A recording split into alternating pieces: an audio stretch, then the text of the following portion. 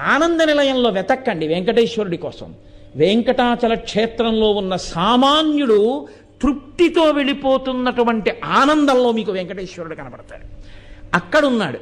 అందుకే స్వామి నటించుచుండు ఈ శైలమందు అన్నారు. ఆ పర్వతం అంతటి మీద ఆయన నర్తిస్తూ ఉంటాడు.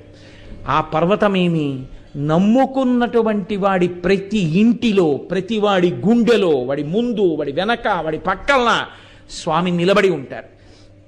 ఆనాటి నుండి ఈనాటి వరకు వెంకటేశ్వరానుగ్రహము అన్న మాటకు అర్థం ఏమీ నాకు తెలియదు స్వామి అని చెప్పినటువంటి వాడిని ఆయన అనుగ్రహిస్తాడు.